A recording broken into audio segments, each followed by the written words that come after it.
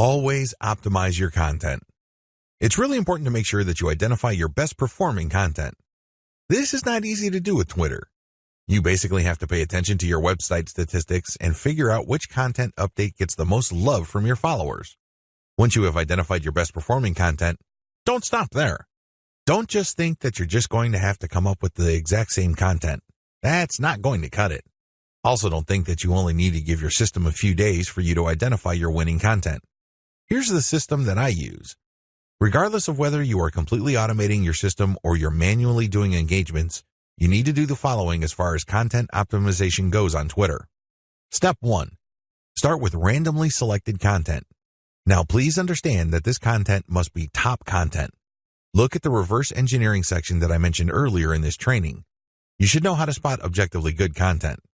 Once you're able to do that, create a massive list of all that type of content and then randomly select this content and publish it on your Twitter feed. Again, you can use Hootsuite or Social Oomph or some other content scheduling software. Let this piece of content run until a few weeks pass. Step 2. Review your results.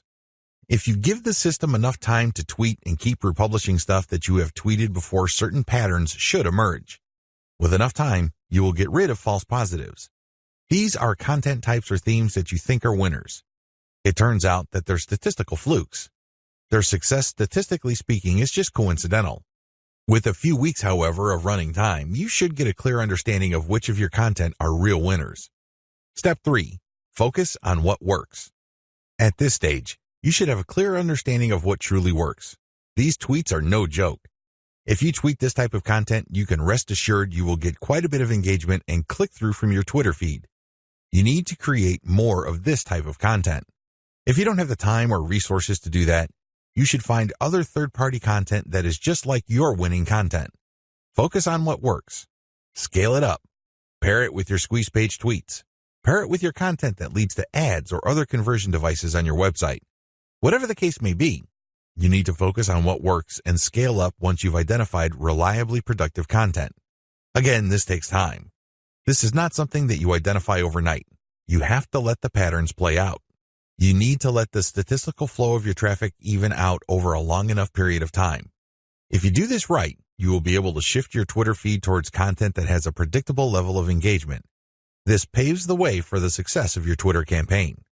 Cross-feed your content among platforms. If you notice that you have winning content on Twitter, don't just leave it at Twitter. There's a good chance that people on other platforms would appreciate that same content. Take that content and share it on Pinterest or Instagram. If you are sharing third-party videos and they do really well on Twitter, share them on your YouTube channel.